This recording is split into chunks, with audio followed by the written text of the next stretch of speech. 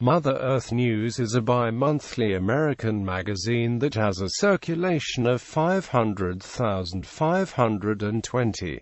It is based in Topeka, Kansas. Since its founding, Mother Earth News has promoted renewable energy, recycling, family farms, saner agricultural practices, better eating habits, medical self-care, more meaningful education and affordable housing. The magazine approaches environmental problems from a down-to-earth, practical, simple living, how-to standpoint. History. John Shuttleworth and Jane Shuttleworth started the magazine on their shoestring budget of $1,500, published from home in 1970.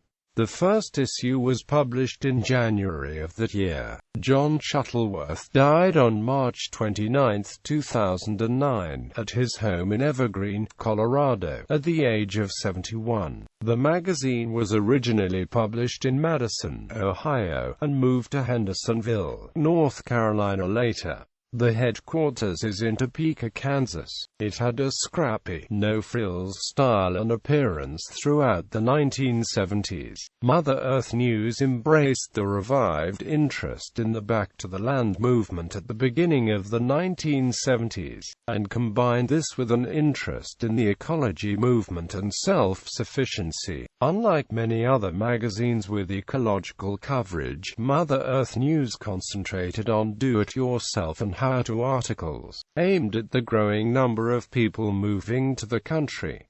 As a result, the magazine thrived throughout the 1970s. There were articles on home building, farming, gardening, and entrepreneurism, all with a DIY approach. The subject matter of the articles ranged widely into such subjects as geodesic domes, hunting, food storage, and even a regular column on amateur radio. Alternative energy was a frequent topic covered in the magazine, with articles on how to switch to solar power and wind power, and how to make a still and run your car on ethanol. A series of plowboy interviews was also a regular feature, which included interviews of environmental leaders and others. With its left-of-center perspective, the Mother Earth News attracted a wide readership, not only of back-to-the-landers but also others ranging from hippies to survivalists, to suburban dwellers who dreamed of someday moving to the country, to long-time rural dwellers who found the DIY articles useful. In March 1975, in the March to April issue of the magazine, issue No.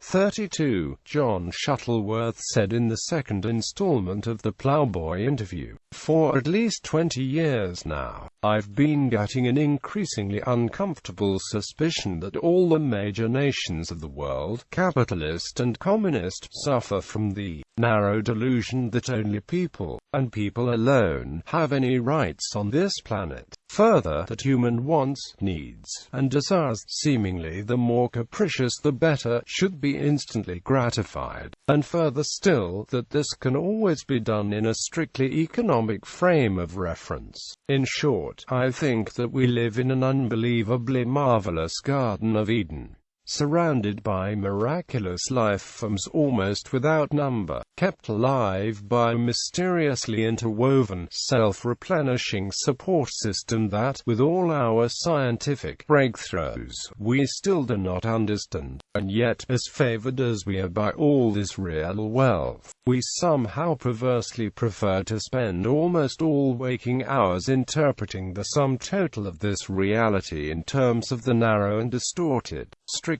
human-centered concept of money."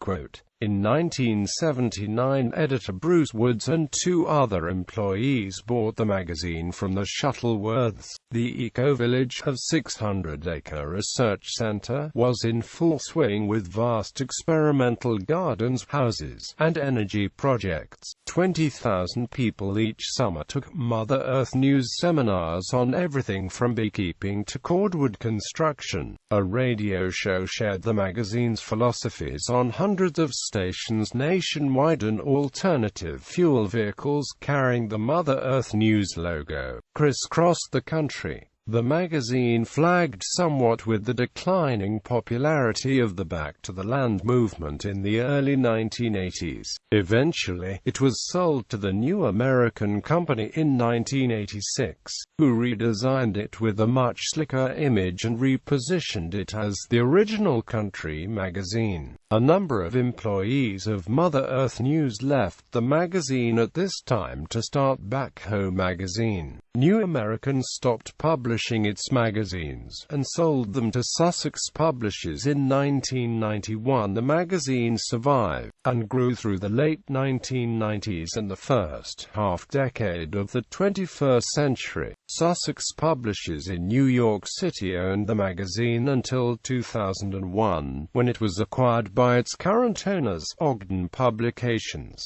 In 2010, the magazine celebrated its 40th anniversary. The February to March issue included articles from the magazine's previous 40 years.